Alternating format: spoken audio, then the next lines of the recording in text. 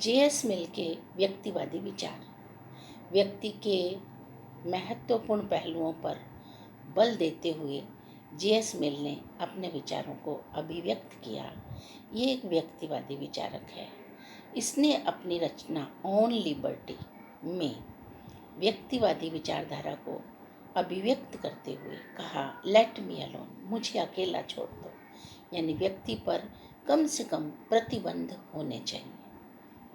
अगर हम विचारों की बात करें या कार्य की बात करें तो जे.एस. मिल का कहना है, व्यक्ति को विचार अभिव्यक्ति की स्वतंत्रता मिलनी चाहिए। जैसे 10 व्यक्ति एक तरफ बोल रहे हैं और एक व्यक्ति एक तरफ है, तो मिल का कहना है एक व्यक्ति की आवाज़ को अच्छी तरह से सुना जाना चाहिए। हो सकता है वह 10 व्यक्तियों से बेहतर अपने विचारों को अभिव्यक्त कर रहा हो। यहाँ से हमें मालूम पड़ता है कि बहुसंख्यक और अल्पसंख्यक समुदाय दोनों को ही ध्यान में रखते हुए जे.एस. मिल ने अपने विचारों को अभिव्यक्त किया। आज हम संसदात्मक शासन प्रणाली में जो पार्लियामेंट सिस्टम देख रहे हैं, पक्ष और विपक्ष सभी को सुअवसर मिलता है, वो जे.एस. मिल की ही देन मानी जाती है। दूसरी बात आती है कि कार्य की स्वतंत्रता, व्यक्ति वही करे जो उसको अच्छा लगता है। लेकिन जे.एस. मिल ने इसके साथ साथ इस पहलू को भी जोड़ा है, व्यक्ति अपने मन के अनुरूप कार्य करने के लिए स्वतंत्र है, इच्छा के अनुरूप कार्य करने के लिए स्वतंत्र है। वह स्वेच्छा से कार्य करे, लेकिन वह ऐसा कार्य भी ना करे जिससे सामने वाला या उसके परिवार वाले व्यक्ति प्रभावित हो। यानी कहने का तात्पर्य है, यहाँ नैतिकता को ध्यान में रखते हुए उसने अपनी बात को रखा। फिर बात आई, वह राज्य के कम से कम हस्तक्षेप को मानवीय कार्यों में जोड़ता है या मानता है। यानी वह सरकार अच्छी है जो कम से कम शासन करती है। कहने का तात्पर्य ये है कि राज्य एक आवश्यक बुराई है। राज्य को साधन और व्यक्ति को साध्य माना जे.एस. मिल ने। साधन का मतलब है हम उसको यूज करें, और साध्य का मतलब है वो काम हम उनसे काम लें। यानी व्यक्ति जो है वो राज्य से काम ले, राज्य व्यक्तियों के लिए काम करे एक साधन के रूप में। तो यहाँ जैसे सामान्य काल है, सामान्य रोशनी का समय है, दिन का समय है, सूरज निकला हुआ है, लाइट का महत्व उतना नहीं रहता। और यदि मान लीजिए लाइट चली जाती है, रात का समय है, अंधेरा हो गया, तो मोमबत्ती का महत्व भी बढ़ जाता है। इसी तरह संकट काल के समय राज्य की भूमिका महत्वपूर्ण साबित होती है, लेकिन सामान्य काल में व्यक्ति स्वेच्छा से अपने कार्यों को शांतिमय तरीकों से निर्वहन करे, निपटाए, ये व्यक्ति का दायित्व है। स्वविषयक कार्य और परविषयक कार्य, अपने लिए काम करना और दूसरों के लिए काम करना, दो तरह के कार्य हैं। स्वविषयक कार्य जो व्यक्तिगत हितों से संबंध रखते हैं, और परविषयक कार्य जो समाज कल्याण से संबंध रखते हैं। दोनों ही महत्वपूर्ण हैं। यहाँ व्यक्तिगत या व्यक्ति विशेष की बात न करके व्यक्तिवादी दृष्टिकोण की बात चल रही है, तो लेखक ने, विचारक ने अपने विचारों को इस तरह अभिव्यक्त किया कि व्यक्ति को दोनों तरह के कार्य करने पड़ते हैं, करने चाहिए, क्योंकि व्यक्ति अकेला तो परिवार में रहता नहीं। जैसा कि आप जानते हैं, अरिस्टोटल की कोटेशन, जो राजनीति विज्ञान के जनक हैं, कि व्यक्ति घर, परिवार, समाज व राज्य में रहता है, उसकी अनंत आवश्यकताएं हैं। अनंत आवश्यकताओं की पूर्ति के लिए उन्हें इन सब चीज़ों की ज़रूरत पड़ती है। यदि कोई व्यक्ति ये कहे कि मुझे एकांकी जीवन जीना है या मैं इनके बिना भी जीवन जी सकता हूँ, तो वो देवता या पशु भी हो सकता है। तो हम ये मान के चलते हैं व्यक्ति एक इकाई है, उसे परिवार, समाज, राज्य वह राष्ट्र की आवश्यकता पड़ती है, इसलिए केवल वह स्वच्छंद जीवन यापन करे ये संभव नहीं है। हाँ, वो स्वतंत्र जीवन यापन करे, लेकिन कुछ मर्यादाओं के साथ।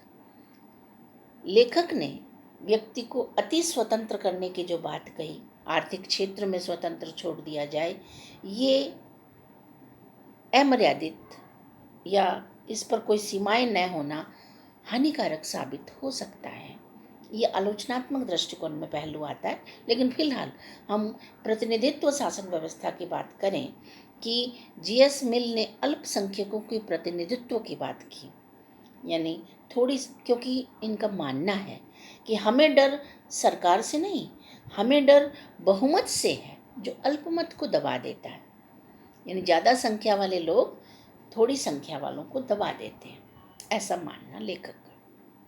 इसलिए बहुसदस्यीय निर्वाचन क्षेत्र का फेवर लिया।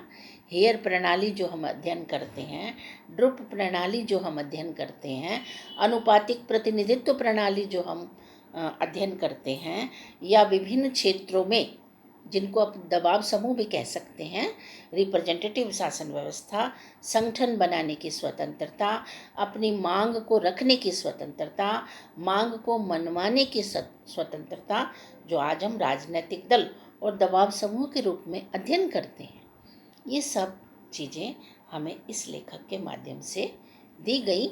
यानी अल्पसंख्यकों को प्रतिनिधित्व, बहुसंख्यकों को प्रतिनिधित्व, सत्ता प्राप्ति के लिए बहुमत आवश्यक है, लेकिन केवल बहुमत, जब स्पष्ट बहुमत किसी को नहीं मिलता तो थोड़ी संख्या वाले, अल्पसंख्या वाले प्रतिनिधियों का सम्मान और भी बढ़ जाता है, इम्पोर्टेंस और भी बढ़ जाती है, जिससे हम मिलीजुली सरकार का अध्ययन करते हैं या मिलीजुली सरकार का गठन करते हैं। ये लोकतांत्रिक प्रोसेस है, यानी पुनः निर्माण, दोबारा से चुनाव संभव नहीं है। इसलिए एक निर्धारित कोटे के अनुरूप, यदि प्रतिशत के अनुरूप मतदान में बहुमत प्राप्त नहीं होता तो मिलीजुली सरकारों का निर्माण होता है। और मिलीजुली सरकारों के निर्माण में हमने ये पाया कि बहुमत अधिक संख्या होने के बाद भी एक निश्चित अनुपात यदि प्राप्त नहीं है, कोटा प्राप्त नहीं है, तो कुछ अल्पसंख्यक सदस्यों का प्रतिनिधित्व या गठबंधन भी साथ में लेकर चलना पड़ता है, फिर उन्हें पद, प्रतिष्ठा और सम्मान दिया जाता है। तो जीएस मिल ने इस तरह से अपने विचारों को अभिव्यक्त किया, जो कि हम आज भी स्टडी कर रहे हैं या प्रासंगिक है, जिनको हम महत्वपूर्ण मानते हैं। लेकिन कुछ पहलू ऐसे हैं जो आलोचनात्मक दृष्टिकोण से भी देखे जाते हैं। यानी यदि हम राज्य की बात करें तो आज का राज्य तो लोक कल्याणकारी राज्य है। वो आवश्यक बुराई नहीं, वरन जन्म से लेकर मृत्यु तक व्यक्ति का साथ देता है। लोक कल्याणकारी राज्य जन्म से लेकर मृत्यु तक व्यक्ति का साथ देता है। हम उसे आवश्यक बुराई के रूप में नहीं देख सकते। हर पल जिस तरह से परिवार की आवश्यकता है, समाज की आवश्यकता है, ठीक उसी तरह राज्य की भी परम आवश्यकता, महती आवश्यकता है। और भारत तो अब सबसे बड़ा लोकतांत्रिक देश है, और इस लोकतांत्रिक देश में राज्य का कार्य क्षेत्र भी बहुत व्यापक है, और लोक कल्याण का राज्य की स्थापना में नीति निर्देशक तत्वों की अनुपालना की जाती है। हम यहाँ व्यक्ति का महत्व भी है, लेकिन राज्य की सर्वोच्चता भी है, संविधान की सर्वोच्चता भी है। तो इस तरह आज हमने जीएस मिल के विचारों का अध्ययन किया। मिल मतदाताओं को शैक्षणिक आधार पर, योग्यता के आधार पर बल देता है। मिल ने हेयर प्रणाली या अनुपातिक प्रणाली का समर्थन किया। मिल उच्च शिक्षा प्राप्त व्यक्तियों को एक से अधिक मत देने की बात करता है। यानी आप ये देखें कि जीएस मिल ने शिक्षा को भी महत्व दिया, और शिक्षा व्यक्ति के व्यक्तित्व के विकास में एक बहुत बड़ा महत्वपूर्ण पहलू है। तो आज हमने अध्ययन किया जीएस मिल के विचार, जो व्यक्ति के महत्व, स्वतंत्रता, कार्य की स्वतंत्रता, अल्पसंख्यक, बहुसंख्यक या रिप्रेजेंटेटिव शासन व्यवस्था में जीएस मिल के विचार। नमस्कार।